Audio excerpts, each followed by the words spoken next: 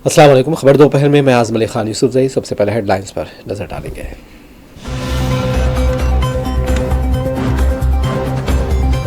केजरीवाल ने अगर जाटों के लिए कुछ किया होता तो उन्हें इंतखाबात से 25 दिन कबल याद न करते, बीजेपी का तंज।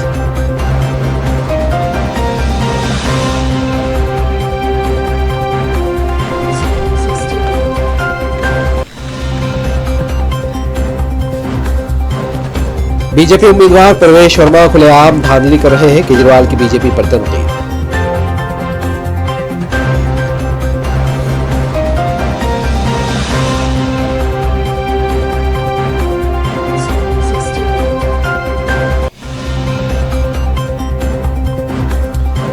इंडिया इत्तेहाद में कोई सरगर्मी नहीं, दिल्ली इंतखाबात पर उमर अब्दुल्ला ने जुटाई तशवीश। इत्तेहाद का मकसद इंतखाबात नहीं, मुल्क को मजबूत बनाना। डॉक्टर फारूक अब्दुल्ला का रद्द।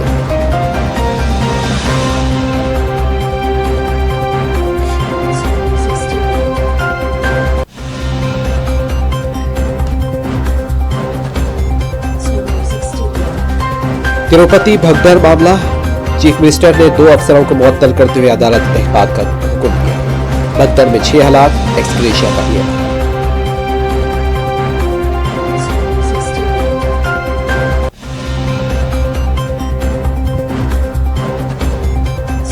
लॉस एंजलिस में आग फैल गई, हॉलीवुड हिल्स भी जद में, कई स्टार्स और मुतासिर। 1,30,000 लोगों का दफन।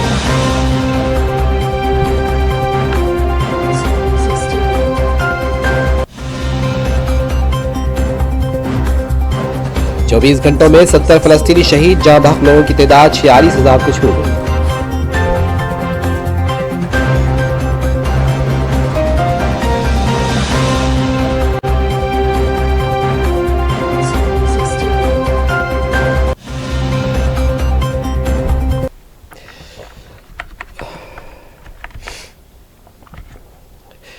वज़ीर-ए-आज़म नरेंद्र मोदी ने जुमेरात को जेन्यूम इंडिया प्रोजेक्ट की तकमील को बायोटेक्नोलॉजी के शोबे में एक तारीखी संग मील करार दिया है।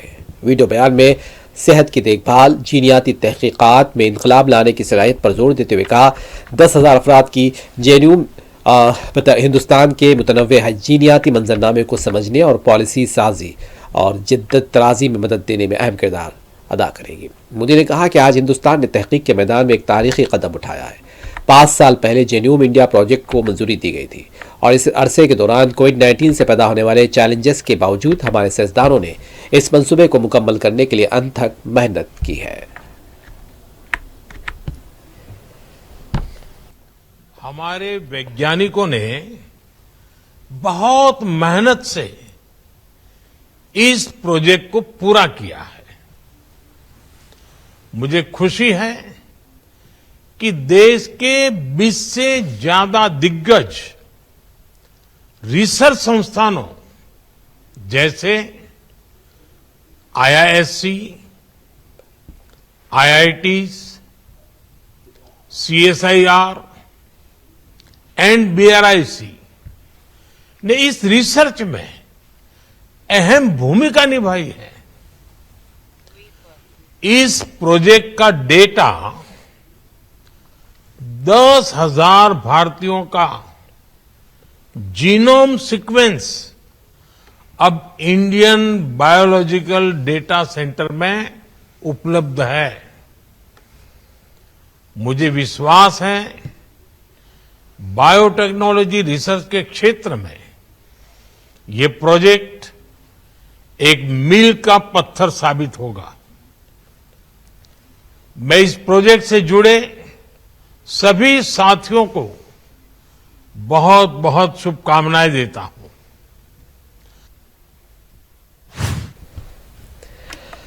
नई दिल्ली हल्के से बीजेपी उम्मीदवार प्रवेश वर्मा ने जाट बरादरी को मरकजी ओबीसी फहरिस्त में शामिल करने के मुतालबे पर केजरीवाल पर तनकीद की। उन्होंने कहा कि अगर उन्होंने जाटों के लिए कुछ किया होता तो उन्हें इंतखाबात से सिर्फ 25 दिन पहले जाटों को याद करने की जरूरत नहीं होती। उन्होंने कहा कि आम आदमी पार्टी ने जाटों को याद किया। अगर उन्होंने जाटों के लिए कुछ किया होता तो उन्हें इंतखाबात से सिर्फ 25 दिन पहले उन्हें याद करने की जरूरत नहीं। पूरे दिल्ली में हमारी सरकार बनेगी। आज इन्होंने जाटों को याद किया। जाटों को इसलिए याद किया क्योंकि इन्होंने अगर जाटों के लिए कोई भी काम किया होता तो आज इनको चुनाव से ठीक 25 दिन पहले जाटों की याद नहीं आती। मैं अरविंद केजरीवाल से पूछना चाहता हूं कि आप जो ये जाट भाई जब अपने गांव में खेती करते थे तो उनके यहां पर बड़े बड़े मोटे मोटे बिजली के बिल आते थे। आप जो फ्री बिजली की बात करते हैं, आपने गांव देहात में खेती की जमीन पर बिजली का बिल क्यों नहीं माफ किया? और उनके ऊपर में छापे पड़ते थे, केस दर्ज होता था, तो भी अरविंद केजरीवाल ने आज तक उनकी कोई भी आवाज नहीं उठाई। दूसरी जानिब अरविंद केजरीवाल ने बीजेपी के प्रवेश वर्मा पर इंतखाबी धांधली का इल्जाम लगाया। दिल्ली असेंबली इंतखाबात 5 फरवरी को एक ही मरहले में होंगे। वोटों की गिनती 8 फरवरी को होगी। पर्चा नामजदगी दाखिल करने की आखिरी तारीख 17 जनवरी है। कागजात नामजदगी की जांच पड़ताल की तारीख 18 जनवरी। कागजात नामजदगी वापस लेने की आखिरी तारीख 20 जनवरी को रखी गई है। मान साहब, आतिशी जी और संजय सिंह जी, हम चारों का डेलीगेशन इलेक्शन कमीशन से मिला। चीफ इलेक्शन कमिश्नर साहब बाहर गए हुए हैं, बाकी दोनों इलेक्शन कमिश्नर मौजूद थे और हम उनका शुक्रिया अदा करना चाहते हैं कि उन्होंने इतने शॉर्ट नोटिस पे हमसे मिलने के लिए वो तैयार हो गए। हमारे जो मोटे मोटे मुद्दे थे, एक था नई दिल्ली विधानसभा के अंदर 15 दिसंबर के बाद से कल तक, यानी कि 8 जनवरी तक, 7 जनवरी तक 22 दिन में 5,500 वोट कटने के लिए आ गए हैं। टोटल वोट 1 लाख हैं नई दिल्ली विधानसभा में, और 5,500 मतलब 5.5% वोट कटने के लिए 22 दिन में, पिछले 22 दिन में आ गए हैं। उसके पहले नहीं आए थे इतने। तो जाहिर तौर पे ये वोट गड़बड़ हैं, ये एप्लीकेशंस गड़बड़ हैं। इलेक्शन, नीचे के इलेक्शन अधिकारियों ने जब इन पे सुनवाई की और उन लोगों को बुलाया गया जिन लोगों के नाम से वोट काटने की एप्लीकेशन दी गई थी, उन सारे लोगों ने, जितने आए, सब ने कहा हमने तो ऐसी एप्लीकेशन नहीं दी है, हमारे नाम से फर्जी एप्लीकेशन दी गई है। सब ने, जितने आए, 89 लोगों ने अप्लाई किया है 5,500 एप्लीकेशन के लिए। उन 89 में से 18 लोग आए इलेक्शन कमीशन, 18 के 18 लोगों ने कहा कि हमने एप्लीकेशन नहीं दी। इसका मतलब बहुत बड़े स्केल पे स्कैम चल रहा है, बहुत बड़ा फ्रॉड चल रहा है।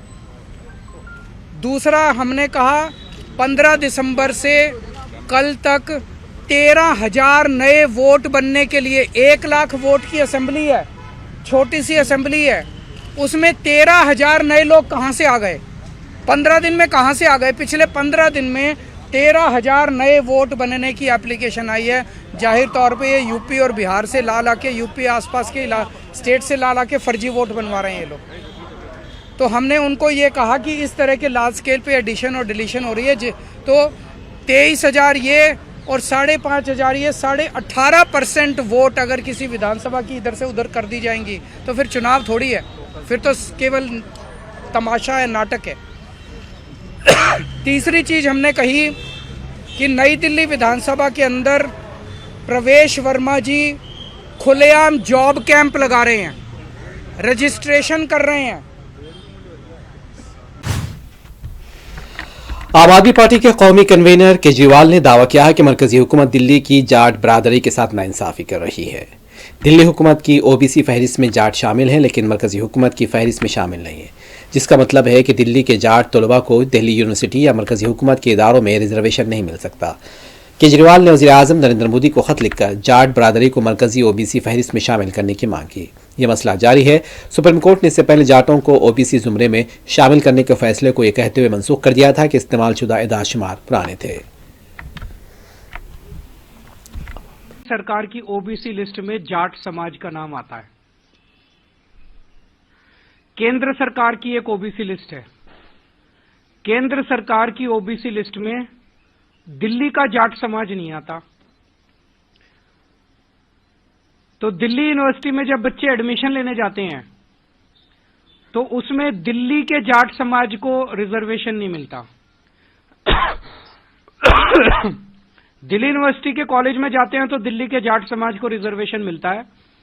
केंद्र सरकार के किसी भी कॉलेज में या यूनिवर्सिटी में जाते हैं या केंद्र सरकार की किसी भी संस्था जैसे दिल्ली पुलिस हो गई, डीडी हो गई, उसमें नौकरी लेने जाते हैं तो दिल्ली के जाट समाज को उसमें रिजर्वेशन नहीं मिलता। बड़ी इंटरेस्टिंग बात यह है कि राजस्थान का जो जाट समाज है उनका नाम केंद्र की ओबीसी लिस्ट में है। तो दिल्ली यूनिवर्सिटी में जब एडमिशन लेने जाते हैं तो राजस्थान के जाट समाज को रिजर्वेशन मिलता है दिल्ली के कॉलेज में, दिल्ली के जाट समाज को दिल्ली के कॉलेज में रिजर्वेशन नहीं मिलता। ये तो हमारे पूरे दिल्ली के जाट समाज के भाइयों के साथ, बहनों के साथ बहुत बड़ा अन्याय है। और ये अन्याय ये जले पे नमक छिड़कने जैसा है कि 4 बार पिछले 10 साल में प्रधानमंत्री जी ने अपने घर बुला के और अमित शाह जी ने जाट समाज के नेताओं को आश्वासन दिया, भरोसा दिया, वचन दिया, गारंटी दी कि दिल्ली के जाट समाज को केंद्र की ओबीसी लिस्ट के अंदर डाला जाएगा। दिल्ली असेंबली इंतखाबात से कबल NCP SCP leader Anil Deshmukh ने कहा, तमाम पार्टियों को फैसला करना है कि दिल्ली इंतखाबात अलग अलग लड़ना है या मिलकर। उन्होंने मजीद कहा, अगर सब एक साथ होते तो ये बहुत फायदेमंद होता। उन्होंने कहा कि सभी पार्टियों को फैसला करना है कि दिल्ली इंतखाबात अलग अलग लड़ना है या मिलकर लड़ना है। अगर आम आदमी पार्टी, कांग्रेस और दीगर तमाम पार्टियां एक साथ होती तो दिल्ली में बहुत अच्छी जीत हो सकती थी। अभी तक कुछ भी खोया नहीं है। अगर सब एक साथ होते तो ये बहुत फायदेमंद होता। आम आदमी पार्टी जीत सकती है, तो इस तरह से उनका बयान आया, कैसे देखते हैं आप उसको? ऐसा है कि दिल्ली का चुनाव है, अब सब पार्टी ने तय करना है कि किस प्रकार से चुनाव लड़ा जाए, अलग अलग लड़ा जाए कि इकट्ठा मिलकर लड़ाया जाए। वो तो हर एक पार्टी का निर्णय है, उस हिसाब से चुनाव होंगे, उस हिसाब से सब पार्टी चुनाव में सामने जाएंगी। उद्धव ठाकरे शिवसेना की तरफ से आम आदमी पार्टी को सपोर्ट दिया जा रहा है, तो किस तरह से देखते हैं? इंडिया अलायंस में फाइटें वहां पे नहीं हो रही है। एक चीज जरूर है कि सभी पार्टी इकट्ठा रहती, आप, कांग्रेस और बाकी सभी पार्टी इकट्ठा रहती तो वहां पे अच्छी जीत अपनी, बहुत ही अच्छी जीत अपनी हो सकती थी। अभी भी कुछ बिगड़ा नहीं है, तो इकट्ठा रहते तो बहुत फायदा होता था। अभी सभी पार्टी को सोचना है कि किस प्रकार से इलेक्शन के सामने जाना है। वज़ीर आला जम्मू कश्मीर उमर अब्दुल्ला ने इंडिया इत्तेहाद में सरगर्मियां न होने पर अपनी तशवीश का इजहार किया। दिल्ली इंतखाबात से मुतालिक पूछे गए सवाल पर उमर अब्दुल्ला ने कहा, इंडिया इत्तेहाद के पास बहुत ही कम वक्त रह गया है। दिल्ली में होने वाले इंतखाबात से मुतालिक किस तरह की सरगर्मियां चल रही हैं उसका कुछ पता नहीं। दिल्ली इंतखाबात के लिए बहुत ही कम वक्त रह गया। अफसोस है इंडिया इत्तेहाद की जानिब से ताहाल कोई इजलास तलब नहीं किया गया। इंतखाबात के लिए किस तरह का एजेंडा होगा, क़ियादत किसके सुपुर्द की गई है, कुछ भी साफ नहीं। वज़ीर आला उमर अब्दुल्ला ने कहा, अगर इंडिया इत्तेहाद सिर्फ पार्लिमानी इंतखाबात के लिए तश्कील दिया गया था तो इसको चाहिए कि तहलील कर दिया जाए। दिल्ली के इलेक्शन से कोई लेना देना नहीं है।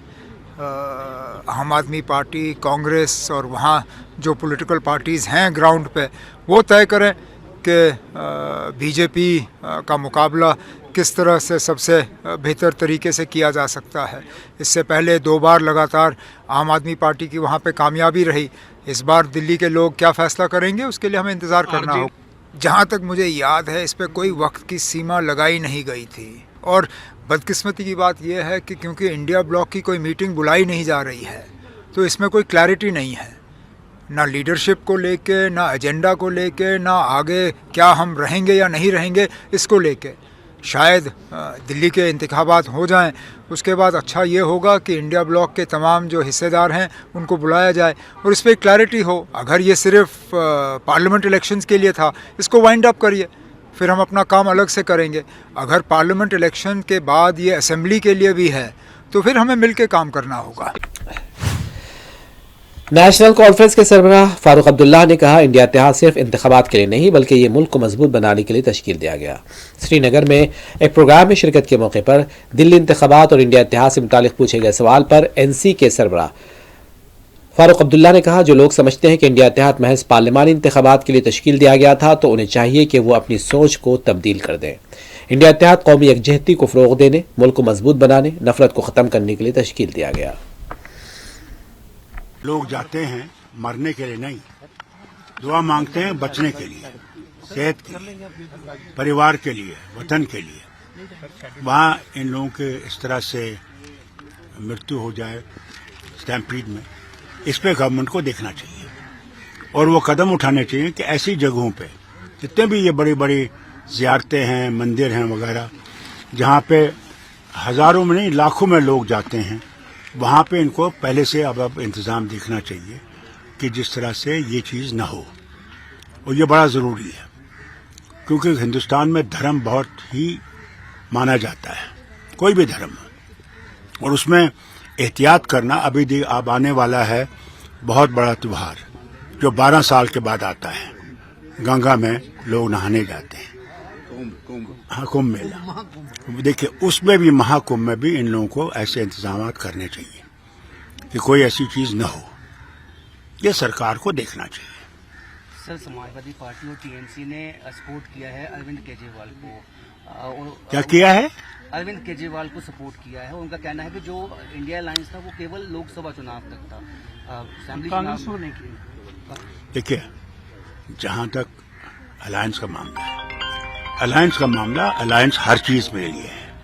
कोई कहे कि मैं ऐसी किसी जैसे इसके लिए है, वो गलत है। मैं समझता हूँ उनको ये सोचना चाहिए, ऐसी बातें नहीं करनी चाहिए, नहीं तो अलायंस होगी नहीं। अलायंस सिर्फ इलेक्शन लड़ने के लिए नहीं है, इलेक्शन अलायंस भारत को मजबूत करने के लिए और भारत से ये नफरत निकालने के लिए भी है। जो ये कहेंगे कि ये सिर्फ पार्लियामेंट्री इलेक्शन के लिए है, उस गलतफहमी से निकल आए, फिर कोई अलायंस नहीं है। अलायंस हर वक्त है, हर दिन है, हर मिनट है, ये मेरा कहना है। सर, ड्यूअल पावर सेंटर बना हुआ है जम्मू कश्मीर में इस वक्त, ये ठीक हो जाएगा, जो स्टेटहुड आ जाएगा ये सब खत्म हो जाएगा। केरला के अपोजिशन लीडर ने रियासती हुकूमत और public sector Kerala financial corporation पर 2018 में एनसीडी अनिल अंबानी कंपनी में सरमायाकारी का इल्जाम आयद किया और केएफसी ने बोर्ड ऑफ डायरेक्टर्स की इजाज़त के बगैर 60.80 करोड़ रुपए की सरमायाकारी की। उन्होंने इस मामले में कानूनी और सियासी लड़ाई लड़ने का अहद किया है। उन्होंने कहा कि केरला में अपोजिशन ने 2018 में एनसीडी अनिल अंबानी कंपनी में सरमायाकारी के सिलसिले में रियासती हुकूमत और public sector Kerala financial corporation पर इल्ज़ाम लगाया और एफसीडी बोर्ड ऑफ डायरेक्टर्स की इजाज़त के बगैर उन्होंने कहा कि ये सरमायाकारी की गई है। The opposition in Kerala made an allegation against the state government and a public sector Kerala Financial Corporation regarding the investment in NCD, Anil Ambani's company in 2018. The KFC, without getting permission from the board of directors, they have invested 60 crores and 80 lakhs. Unfortunately, the next year itself, this company was liquidated and we lost nearly 102 crores. At the time of investment itself, the company Anil Ambani's sister concerns were in trouble. Even then, the KFC invested money on that. This money was in a fixed deposit in a nationalized bank, federal bank. And the interest was 6.89. The Anil Ambani's company, the interest rate was 6.9. That company didn't have any permission from the SEBI or approval from the Reserve Bank of India. And financial company, without getting the permission from the or approval from the RBI and SEBI, why a public sector company invested money on that? At the time of investment itself, another sister concern of the Anil Ambani's company was in great trouble. They were more than 50,000 crores to various nationalized banks. But by getting commission, some party relatives in the KFC decided to invest there and lost the money of the state exchequer.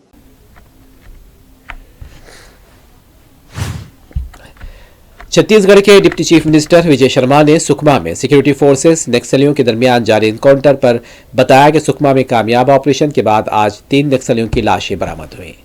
उन्होंने बताया कि इलाके में search operation जारी है। सुकमा जिले में security forces को अपने ऑपरेशंस में सफलता मिली है। 3 नक्सली मारे गए हैं। जो कुछ किया है नक्सलियों ने सुरक्षा बलों के जवानों के साथ, जवानों में बड़ा आक्रोश है। मैं मिला हूं, उनकी भुजाओं की ताकत से फिर मैं कहता हूं नक्सलवाद समय पर खत्म होगा। आज 3 नक्सलियों का शव बरामद किया जा चुका है। अभी सर्च जारी है। हिंदुस्तानी फौज, असम राइफल्स, एनडीआरएफ, एसडीआरएफ टीमों और दीगर एजेंसियों का मुश्तरका रेस्क्यू ऑपरेशन 6 जनवरी से इलाके में जारी है और कोयले की कान में फंसे 8 लोगों को बचाने के लिए ऑपरेशन जारी है। असम कोयले की कान से 9 मजदूरों में से 1 की लाश बरामद हुई। कैसे बादशाह के ये सुस्त के भगवान को बुला के भाई भगवान हम लोग को ऊपर में जैसे जैसे उठाओ। सबका भयानक हो गया एकदम। जो जैसा जी नहीं सकता है, जो जिसे पकड़ नहीं सकता है, ऐसा करके हम लोग जिया। हम लोग 4 बजे 30 मिनट में काम में गया था। जाने के बाद 2-2.5 घंटा काम किया है। अंदर काम करते अचानक आदमी लोग चिल्लाता है, बोलता है भागो भागो, पानी आ गया। तो उस टाइम हम लोग आधा रास्ता निकल के जब आने वाला है, आधा रास्ता आया है, उस टाइम देखता है पानी किधर से आ रहा है। तो जब पानी आया है उस टाइम हम लोग सब क्या काम करने वाला चीज़ वो लोग छोड़ के फटाफट निकल आते आते ग्राउंड में पूरा 7-8 फुट 9 फुट पानी हो गया। तो पानी होने के बाद में कोई वायर पकड़ता है, कोई रस्सी पकड़ता है, कोई मोटर का जो पाइप है वो पाइप पकड़ता है। ऐसे करके करते पानी पूरा ऊपर में उठ गया। अभी तैरना भी शुरू कर दिया कोई आदमी, कोई उवाल पकड़ता है। ऐसे करते 10-15-20 मिनट ऐसे जैसा तैरने के बाद में ऊपर में आदमी था, वो पूर्णा वाला जो बक्सा था उसको नीचे नमा दिया। नमा देने के बाद उधर से हम लोग ऐसा 10-15 आदमी एक साथ उठा है। बाद में और बक्सा नीचे गिरा दिया। बाद में कितने आदमी 4-5 बार ऐसा दिया है। ऐसा दौड़ने के बाद में आदमी लोग ऊपर में आया है, लेकिन हम तो आके इधर बेहोश होना था। पानी भी पी लगे 4-5 बार जैसा। तो पीछे हमको दूसरा बात मालूम नहीं, लेकिन मेरा दोस्त भी 3 आदमी फंसा हुआ है उधर अभी तो। कौन आदमी? वो एक का नाम है सरपा बर्मन, कोकराझार डिस्ट्रिक्ट का, गांव का नाम खोलचनी मारी। और एक का माजर गांव का नाम डिस्ट्रिक्ट कोकराझार, उसका नाम है खुशी Mohan Roy.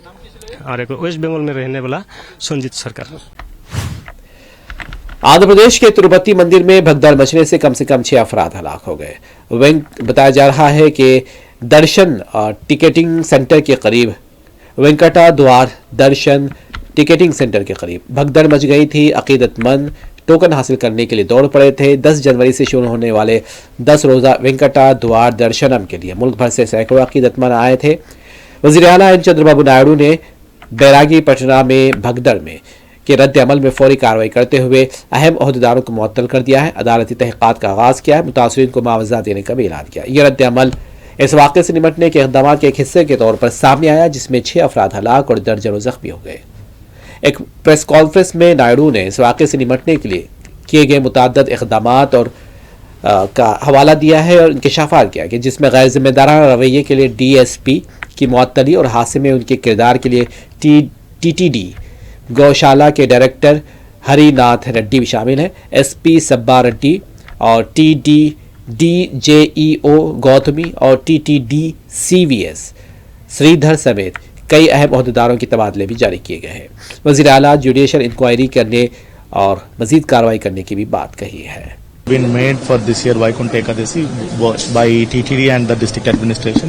Sufficient police personnel were deployed at all the counters in Tirupati. There were 9 counters and 1 in Tirumala.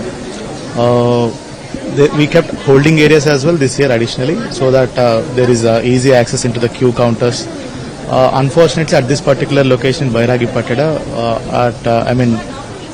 there was some miscommunication as to the opening of the gate. So at around 7:45, when they opened the gate suddenly, there were, in fact, the gate was initially opened to let one person go out because they were not feeling well, and it was opened and then closed. Then there was a commotion among the people that gates are being opened. So then they rushed towards the gate, and then again they had to open the gate. This is where the lapse has occurred. So unfortunate incident, but we have taken all the measures. Honorable CM also has spoken to all of us, and he has asked us to make all measures to ensure the injured are taken care of. Honorable CM himself is coming now to visit the patients and to the location and to review the situation. The situation has been brought under control at yesterday 9:15, 9:30 itself. And in all the queue counters, the tickets have been distributed by 12:30 a.m., 1 a.m. It was completed, in fact. So everything is under control. There is no any other issue since 9:30 p.m. yesterday. So in right time, all the injured have been brought to the hospital and they have been treated. So the 9-day-long event is going to begin from tonight. So we saw ticket sales that has turned out into such a tragic incident. What about the event? What kind of preparations are you additionally making so that nothing untoward happens hereafter? This is though it is an every year event, this year additional forces have been deployed both in Tirumala and Tirupati by the TTD administration and also the district administration. New measures have been taken up, all facilities have been provided. I don't think there will be any other incident. We have taken all the measures now. Yesterday whatever has happened was unfortunate. Some lapse in communication there. We have tightened up everything. No further lapse. Are you bringing in more RAF or police or anybody else's support? It is not required right now. We are having sufficient force. So what is the current... Sir, anybody from other states? Totally 5 persons have died at that particular stampede, and 1 person not related to the stampede has died. I mean, it's not out of stampede. She was unwell. So the person is from Salem, 1 person, whoever is not related to the stampede, and out of the 5, 1 person is from Pollachi, and then the remaining 3 are from Visakhapatnam and 1 from Narsipatnam. We have informed the relatives. Postmortem is underway. The deceased will be sent to their respective. Shiv Sena UBT की रुकने parliament Priyanka Chaturvedi ने कहा, मुझे उम्मीद है कि केजरीवाल ने जिस तरह लोगों के दिलों में अपनी जगह बनाई है उसी तरह दिल्ली के अवाम उनकी मुकम्मल हिमायत करेंगे। हुकूमत बनेगी केजरीवाल की, दिल्ली में जो भी काम हुआ है उसी रफ्तार से आगे बढ़ाएंगे। और उन्होंने कहा कि हमने देखा है किस तरह बीजेपी ने केजरीवाल, मनीष सिसोदिया, सत्येंद्र जैन और संजय सिंह को जेल में डालने के लिए एजेंसियों का गलत इस्तेमाल किया। दिल्ली के अवाम ने देखा है कि किस तरह एक हुकूमत को गैर मुस्तहकम किया गया। कैसे भारतीय जनता पार्टी ने एजेंसीज का दुरुपयोग कर अरविंद केजरीवाल जी को जेल में डाला, मनीष सिसोदिया जी को डाला, सत्येंद्र जैन को डाला, संजय सिंह को डाला। तो ये एजेंसीज का भी जो दुरुपयोग कर एक सरकार को अस्थिर करने का काम किया गया, वो यहाँ की जनता ने देखा है। तो उम्मीद यही होगी कि जल्द से जल्द जनता भारतीय जनता पार्टी की ये जो काम है उनको समझेगी और उनको सरकार बनाने का मौका नहीं देगी और आम आदमी पार्टी विजयी होगी। एक तो जिस तरीके से भारतीय जनता पार्टी के पहले एमपी रहे, उन्होंने पार्लियामेंट में क्या क्या उल्टी सीधी बयानबाजी की थी, उनका खामियाजा तो भुगता नहीं, उनको एमएलए की टिकट दी और वो महिला चीफ मिनिस्टर के बारे में कुछ कह रहे हैं, कभी प्रियंका गांधी जी के बारे में कह रहे हैं। इनकी महिला विरोधी सोच दर्शाता है कि ऐसे लोगों को टिकट दी जा रही है जो महिला विरोधी सोच रखते हैं, महिलाओं का सम्मान नहीं करते हैं। रही बात शीश महल की, मैं आपको खुली चुनौती देती हूँ, बहुत सारे इनके सीनियर एमपीज हैं भारतीय जनता पार्टी के, आप उनके घर देखेंगे ना, वो शीश महल से भी आगे बढ़कर हैं। ये घर जो मिलते हैं वो सरकारी अलॉटमेंट होता है। आज अगर मैं सांसद नहीं रही, मुझे ये वापस करने पड़ेंगे। उसी तरीके से अगर वो चीफ मिनिस्टर नहीं रहे तो वो वापस सरकार को ही वो घर जाएगा। तो अगर उसमें सुविधाएं बना दी हैं, आने 25 साल में आने वाले जो भी मुख्यमंत्री बने उनके लिए सुविधाएं हैं, तो मैं मानती हूं इसमें करप्शन क्या दिख रहा है, इनको दिक्कत क्या हो रही है। आज प्रधानमंत्री का घर जब बनता है या उपराष्ट्रपति का घर बनता है, राष्ट्रपति का घर हमने देखा है, जो बनाते हैं वो देश की जो सम्मान की बात होती है वो बनता है। ये दिल्ली के सम्मान की बात है, तो वो एक इशू बना देना, मैं तो ओपन चैलेंज है, पीडब्ल्यूडी से क्या क्या काम नहीं कराते हैं। इतने सारे एमपीज के घर देख लीजिए जाकर। तो उस पे ये मुद्दा जो बना रहे हैं इनको ध्यान रखना चाहिए। वैसे ही है जैसे जब खरगे जी लुई विटॉन का स्कार्फ पहनकर आए थे, सबसे ज्यादा टिप्पणी इन्होंने ही की थी भारतीय जनता पार्टी ने। और कल एंटी ड्रग कैंपेन में 70 लाख की बाइक लेकर इन्हीं के सांसद चल रहे थे, उस पे ये लोग चुप्पी बांधे बैठे थे। तो ये जब उंगली लगाते हैं, 4 उंगलियां वापस उन पे भी आती हैं। वज़ीर-ए-आज़म मोदी ने 18वें प्रवासी भारतीय दिवस कन्वेंशन में नुमाइश का इफ्तिताह किया। मुख्तलिफ तहजीबी झांकियों को देखा जो इस नुमाइश में रखे गए थे, या झलकियों को देखा जो इस नुमाइश में रखे गए थे।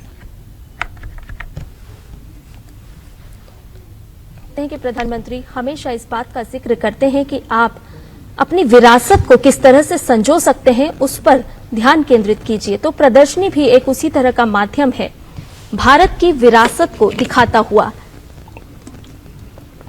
भारत की विकास गाथा किस तरह से आगे बढ़ रही है, और इस प्रदर्शनी का अवलोकन करते हुए प्रधानमंत्री नरेंद्र मोदी।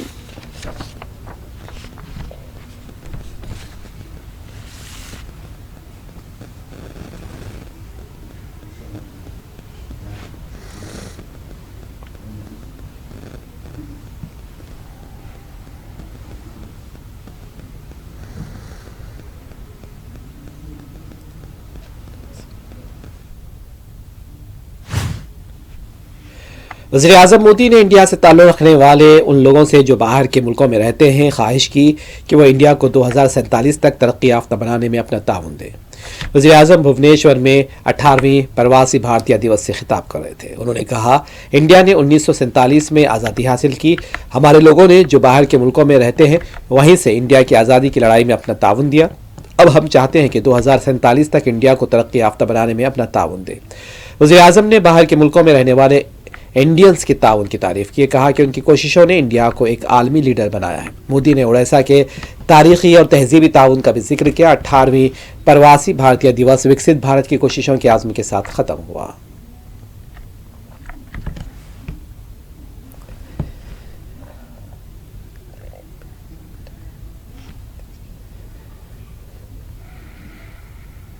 देश के भारतीय डायस्पोरा की, आप सभी की बहुत प्रशंसा करता है। मुझे बहुत खुशी होती है जब पूरी दुनिया में आप सभी साथियों से मिलता हूं, आपसे ये बातचीत करता हूं।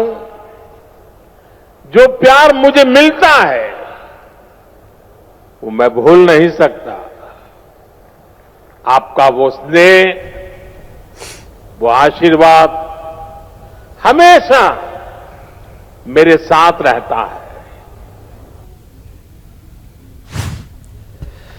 अमेरिका के लॉस एंजलिस में जंगल की आग फैलती जा रही है माफ कीजिएगा, जिसकी वजह से हजारों लोग मुतासिर हुए। कम से कम 5 लोगों की हलाक होने की तस्दीक की गई है।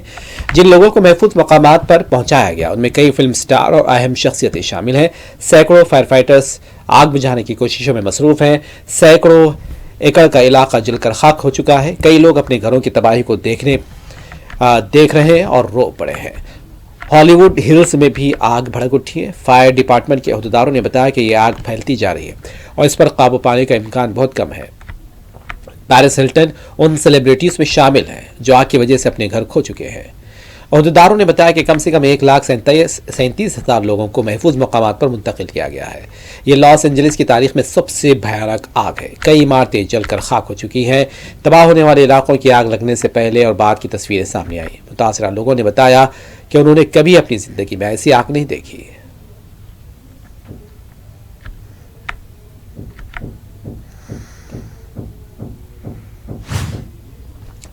इस दौरान खबरों में कहा गया है कि 1,30,000 से ज्यादा लोगों को तखलिया का हुक्म दिया गया है। इस दौरान रिपोर्ट में कहा गया है कि आग साने की वजह से ऑस्कर अवार्ड से मुतालिक प्रोग्राम्स मुतासिर हो रहे हैं। अब ऑस्कर नामी नेशंस के नामों में देर होगी और कैलिफोर्निया में कई घर आग लगने के बाद गिर पड़े। हॉलीवुड की जिन शख्सियतों ने आग लगने की वजह से अपने घरों को छोड़ा है उनमें कई सेलिब्रिटीज शामिल हैं, जिसमें ई ग्रेड के एक्टर्स, म्यूजिशियंस यानी कि ए ग्रेड के एक्टर्स यानी कि आला एक्टर्स भी शामिल हैं, म्यूजिशियंस हैं और दीगर भी इसमें शामिल हैं। कैलिफोर्निया के गवर्नर ने बताया कि 7,500 से ज्यादा फायर फाइटर्स आग से लड़ रहे और शहर में कर्फ्यू लगा दिया गया है। अमेरिका के सदर जो बाइडेन ने जंगल की आग की वजह से अपना इटली का दौरा कैंसिल कर दिया है। व्हाइट हाउस ने यह बात बताई। उन्होंने पुलिस, फायर डिपार्टमेंट के अहदेदारों और इमरजेंसी स्टाफ से बात की है। बाइडेन जुमेरात से इतवार तक इटली का दौरा करने वाले थे। यह सदर की हैसियत से आखिरी दौरा होने वाला था। बाइडेन ने रेस्क्यू की कोशिशों में मरकजी हुकूमत की मदद का हुक्म दिया है।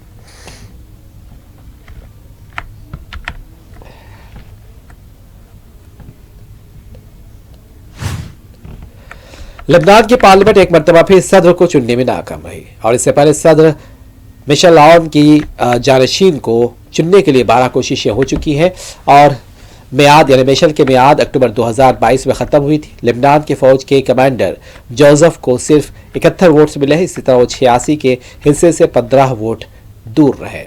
उन्हें अमेरिका और सऊदी अरब का पसंदीदा उम्मीदवार समझा जा रहा था। लेबनान इजराइल और हिजबुल्लाह के दरमियान 14 महीनों तक चलने वाली झड़पों के बाद संभल रहा है और मुल्क में इस्तेहकाम की शदीद जरूरत है। लेबनान की दोबारा तामीर के लिए फौरी एक सदर का चुनाव लाजमी समझा जा रहा है। लेबनान के पार्लियामेंट के स्पीकर ने पार्लियामेंट का सेशन मुलतवी कर दिया है। हिजबुल्लाह ने इससे पहले एक और उम्मीदवार सुलेमान फिरंगी की तायद की, जो एक छोटी ईसाई जमात के लीडर हैं। उन्हें सीरिया के साबिक सदर बशार अल असद के करीबी समझा जाता है, लेकिन 4 शब्बे को फिरंगी ने दौर से बाहर होने का ऐलान किया।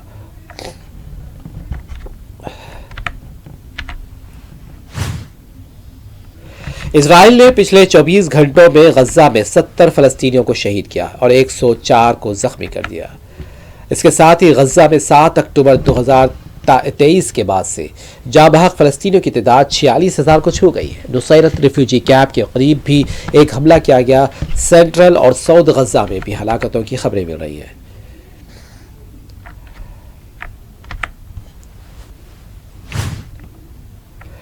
यूनाइटेड नेशंस के बच्चों से मुताल्लिक़ इदारे यूनिसेफ ने कहा कि नए साल के पहले 7 दिनों में इजराइल की जारहियत में कम से कम 74 फलस्तीनी बच्चे शहीद हो गए हैं।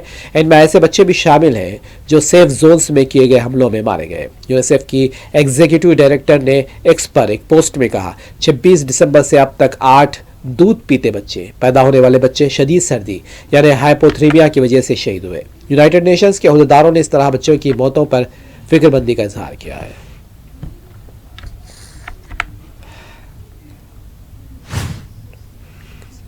इजरायली मीडिया में कहा गया है कि नॉर्थ गजा में ताज़ा लड़ाई के दौरान 3 फौजी हलाक हो गए। गजा में जमीनी लड़ाई शुरू होने के बाद से तकरीबन 400 और 7 अक्टूबर 2023 के बाद से 900 इजरायली फौजी मारे जा चुके हैं।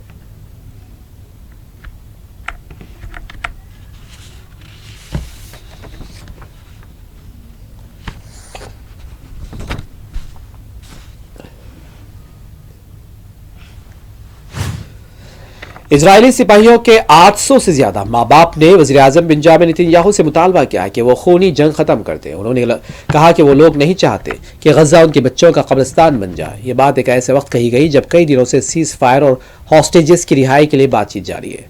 अमेरिका के प्रेसिडेंट इलेक्टेड डोनाल्ड ट्रंप ने बताया जा रहा है कि धमकी दे रखी है कि उनके सदर बनने से पहले हॉस्टेजेस की रिहाई की डील हो जानी चाहिए। सिपाहियों और रिजर्व सिपाहियों के माँ बाप ने एक बयान में कहा, हमारा मुतालबा है कि जंग फौरी ख़त्म की जाए और हॉस्टेजेस को वापस लाया जाए।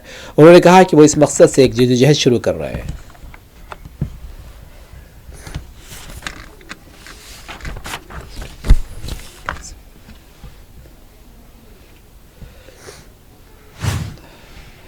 आखिर में हेडलाइंस एक मरतबा फिर।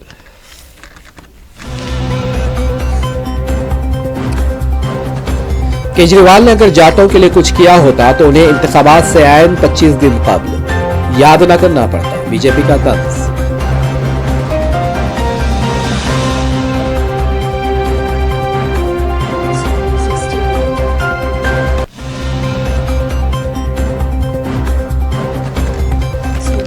बीजेपी उम्मीदवार प्रवेश वर्मा खुलेआम धांधली कर रहे हैं, केजरीवाल की बीजेपी पर तनकीद।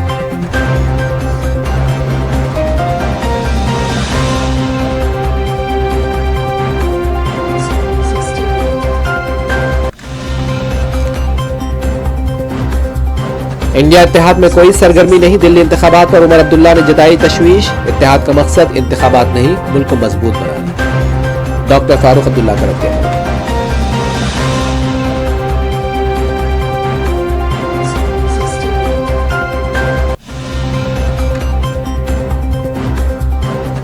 तिरुपति भगदड़ मामला, चीफ मिनिस्टर ने 2 अफसरों को मुअत्तल करते हुए अदालती तहकीकात का हुक्म दे दिया।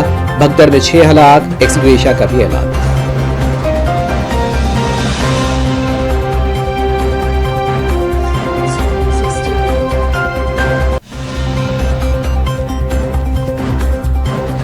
लॉस एंजलिस में आग फैल गई, हॉलीवुड हिल्स भी जद में, कई स्टार्स मुतासिर, 1,30,000 लोगों का तख्लिया।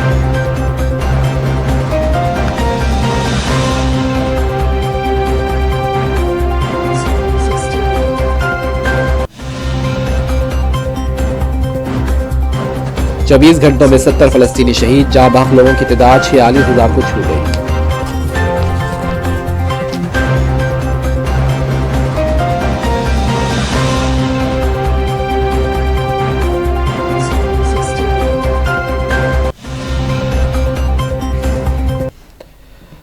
प्राइम टाइम में बस इतना ही। आजम अली खान यूसुफ जही को दें इजाजत। खुदा हाफिज।